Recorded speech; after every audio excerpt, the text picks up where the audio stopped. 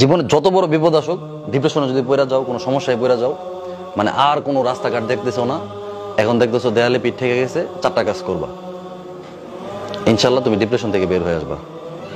সর্বপ্রথম কাজ হইলো 2 রাকাত নামাজ পড়ে ফেলবা। উজু করে 2 রাকাত নামাজ পড়ো। নামাজ পড়ে তুমি আল্লাহ তাআলার কাছে পরামর্শ চাইবা, আল্লাহ আমি তো এই সমস্যায় পড়ে গেছি, আমার তো হঠাৎ করে বাবা মারা গেছে, আমি তো এখন চোখে কিছু দেখতেছি না, আমি তো এই অন্যায়টা করে ফেলছি, আমি কি করব? আল্লাহ তাআলা তোমাকে পরামর্শ দিবে। এই কথাটা আমার এক আপা ওই দিন বলতেছে, আমি একটা সিদ্ধান্ত নিয়েছি, নেওয়ার পরে আমি টেনশনে পড়ে গেছি যে হায় হায় আমি এখন কি করব। তো আমার আপা আমাকে বলতেছে যে তুমি কাজ করো, 2 রাকাত নামাজ পড়ো, নামাজ পড়ে আল্লাহ তাআলার সাথে পরামর্শ করো। আমি চিন্তা করছি আল্লাহ তাআলার সাথে পরামর্শ করবো কিভাবে। 2 রাকাত নামাজ পড়ছি, নামাজ পড়ে আমি আল্লাহকে বলছি যে আল্লাহ আমি তোমার একটা সিদ্ধান্ত নিছি, কি করব।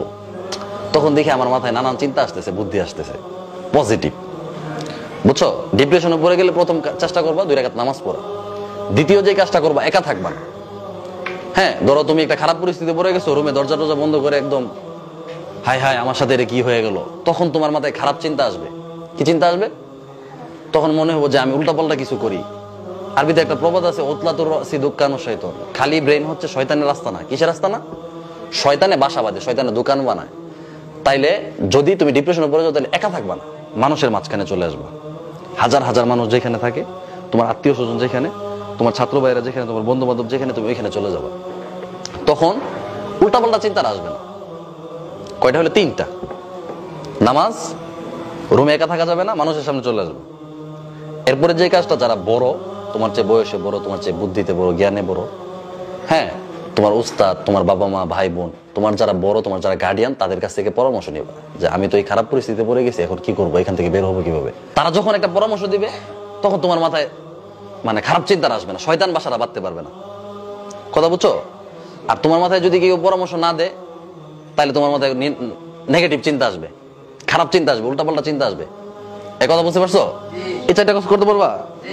যে কোনো সময় খারাপ পরিস্থিতি আসতে পারে, আসলে এই 4টা কাজ করে ফেলবা। প্রথম কাজটা করলে দেখবা আলহামদুলিল্লাহ একদম শান্তি হয়ে গেছে, নামাজে দাঁড়ায় যাবা, একা থাকবা না।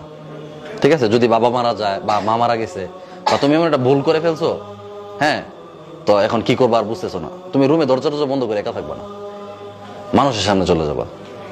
হ্যাঁ, তোমার ছাত্র ভাইরা যেখানে সবাই একসাথে আছো, বা তোমার বন্ধুরা যেখানে, ওইখানে চলে যাবা। লাস্টের কাজটা কি? যারা বড়, যাকে তোমার কাছে ভালো লাগে, সে উস্তাদ হোক, বাবা মা হোক, যেই হোক, হ্যাঁ, যার কাছে মনে হয় যে তার কাছে যদি বলো তাহলে কোনো সমস্যা হবে না, এমন একজন মানুষের কাছে গিয়ে একটা পরামর্শ করবো যে আমি তো একটা ভুল করে ফেলছি, বা আমি একটা বিপদে পড়ে গেছি, এখন কি করব। তো উনি পরামর্শ দিলে দেখবো তোমার চিন্তা আসবে, বা তোমার অনেক আসান হয়ে যাবে, এই সমস্যা থেকে তুমি বের হয়ে আসার সুযোগ পেয়ে যাবে, আল্লাহ তাআলা তোমাকে ব্যবস্থা করে দেবে। পারবা? বিপদ তো যে কোনো সময় আসতে পারে, ঠিক না? তোমার জীবনে বিপদ, আমার জীবনে অনেক বিপদ গেছে, তোমাদের বিপদ আসবে না? আসবে। আসলে বিপদ আসলে হায় হায় আমি তো বিপদে পড়ে গেছি, এখন শেষ, আমার জীবন শেষ, এমন না বিষয়টা। এমন যে আমি বিপদে পড়ে গেছি, এখন কি করব। অনেকে আছে বোকা, দরজা মরজা লাগাই থাকে, পরে শয়তানে এসে আত্মহত্যা করে যে আত্মহত্যা করে সে কোথায় যায়? জাহান্নামে যায়। আত্মহত্যাকারীর কোনো মাফ আছে? সে ডাইরেক্ট জাহান্নামে যাবে। আত্মহত্যা করার সময় মৃত্যুর আগে যে যন্ত্রণাটা হয়েছে, এই যন্ত্রণা সারা জীবন, মানে কিয়ামতের পরে আর কোনো মৃত্যু নাই, আমৃত্যু সে এই যন্ত্রণা উপভোগ করবে। কষ্ট না অনেক? মৃত্যুর আগের কষ্টটা, এই কষ্টটা সে সারাক্ষণ পাইতে থাকবে, এটার কোনো শেষ নেই। তো শয়তান নানান খারাপ পরামর্শ দিবে, তো শয়তানকে পরামর্শ দেওয়ার সুযোগই দিবা না, রুমে একা থাকবা না। খারাপ লাগতেছে, সবার সামনে চলে যাবা।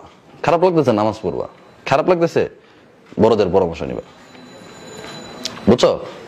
মনে থাকবে সবার?